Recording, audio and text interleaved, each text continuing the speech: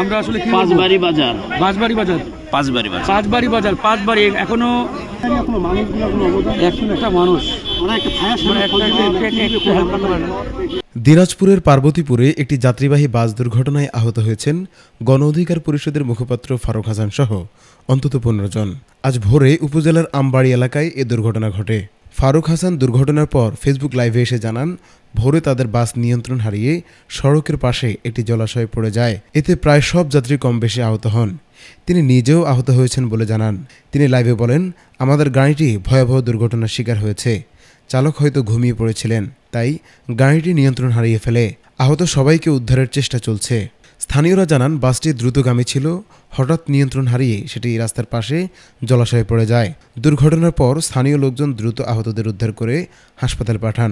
Phulbari fire service ও civil ডিফেন্সের sub officer Abdullah Al Mahmud গণমাধ্যমকে বলেন, খবর পেয়ে ঘটনাস্থলে পৌঁছাই আমরা। তবে আমরা পৌঁছানোর আগেই স্থানীয় লোকজন আহতদের উদ্ধার করেছে।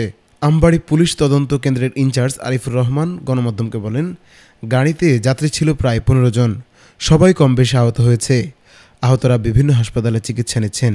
কারো গুরুতর আহত হওয়ার খবর এখনো পাওয়া যায়নি।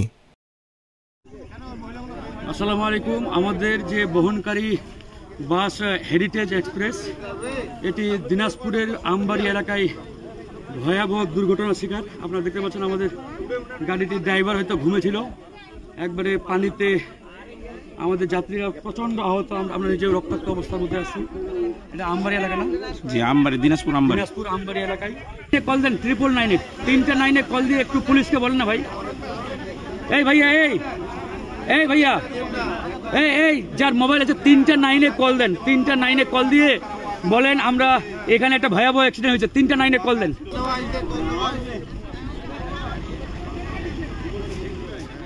পায়ে তো হাঁটতে পারতেছি না, পায়ে তো পুরো রক্তাক্ত অবস্থা। আমার একজন ভিতরে আছে ভাই, ভিতরে আছে। হ্যাঁ, আমি আচ্ছা, বসেন।